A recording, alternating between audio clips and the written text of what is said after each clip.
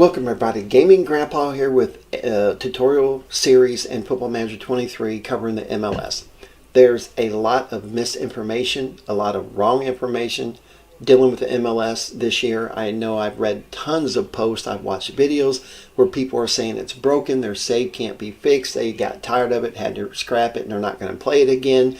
I'm here to not dispute that, not to prove people wrong, but I'm here to give you all the information that you will need to be able to have a successful save in the MLS and to get the enjoyment out of it that I do. Now, I'm going to have, my last episode is going to be a bunch of tips and tricks on ways you can make sure that your roster is compliant. That way it's not broken. I'm going to show you how the trade system can work. That way you don't think it's broken. I'm just going to cover everything I possibly can. Before we get into the really fun stuff, I need to explain a lot of different things. So we're going to jump right into part one, which is called league structure. Now, the MLS is known in America as Major League Soccer. I don't know why, but we love to put the words major and national in front of our sporting events. We got the National Hockey League, National Football League, Major League Baseball, and Major League Soccer.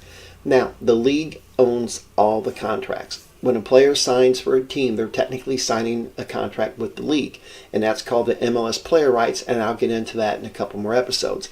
The max roster size that you can register is 30. That doesn't mean you can't have more than 30 players, because you can, but they have to not be in the senior team, and it's complicated, but I will show you ways around that in the next episode. Now, the minimum roster size you have to have is 18. I recommend 20, and I'll cover that later. On match day, you're allowed, of course, 11 starters, 9 subs on your bench, which is more than any league I ever played. Now, you're allowed 5 in-game subs, and this year we're having 2 concussion subs. What that means is we've had a lot of trouble at MLS with head injuries and concussions. So this year, if a player is suspected of having a concussion, he gets hit or whatnot, he's on the ground, when the medical staff come out, if they designate him to be having symptoms, they're going to take him off. There's nothing the manager can do about it besides use one of your concussion subs. So in essence, if you had 2 concussions, you could have 7 subs in the game. Now, there's 29 teams. There's 2 conferences, the Eastern and the Western. The Eastern currently has 15 with the expansion team St. Louis in it, and the Western has 14.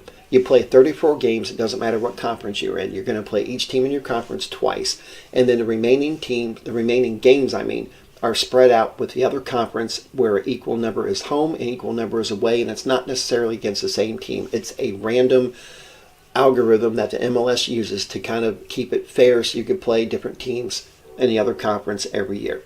Now, most games are played on Saturday. Sometimes you're going to have 2 games per week, but the majority of them are played on Saturday. You will have a Sunday and Monday game here and there, but once again, most of them are on Saturday. In 2023, the squad registration is due March 4th. That's when you have to be compliant with the squad registration rules by that date. As of now, the MLS, this is just a little bit of tidbit information for you.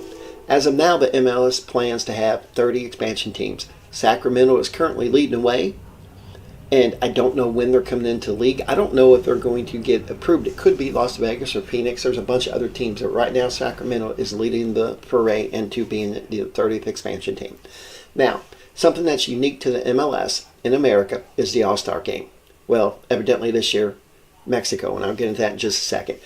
The All Star Game is July 19th. It's going to be in Washington, D.C. at DC United's home field, Audi Field.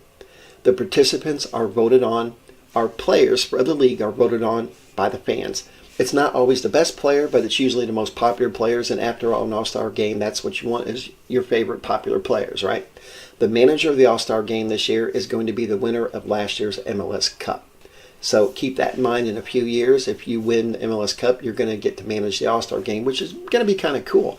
Now, when the MLS was first founded, the Eastern Conference All-Stars played the Western Conference All-Stars for a few years. Then they had the United States men's national team playing. Then they decided to invite other teams from popular leagues. Real Madrid, Roma, Man United, Chelsea, Bayern Munich, Juventus. We've had Atletico Madrid, Tottenham, Arsenal. We've had a bunch of different teams come. Last year they started playing against Mexico with the Liga MX All-Stars, and this year it's going to be the same way. Now, another thing that's unique to the MLS is the Supporter Shield. while it's a trophy to go in the cabinet, it doesn't really have any real significance except for you get a CONCACAF berth if you win it. Now, to win the Supporters Shield, you have to have the most points in the league. It doesn't mean you're going to win the MLS Cup. It doesn't mean anything else other than you get a trophy because you had the most points in the league, and you get a CONCACAF berth. I'm going to go ahead, guys, and hopefully it's at 5 minutes and cut this video here. I will be back pretty soon with part 2 of continuation of league structure. In the meantime, if you like what I'm doing, leave me a thumbs up, please. Leave me comments. I'm very good about checking it regularly and replying, even if it's negative. I want to hear your thoughts. And also subscribe if you want to continue getting notifications on the remaining videos in this series. So thanks again, guys, and have a good night.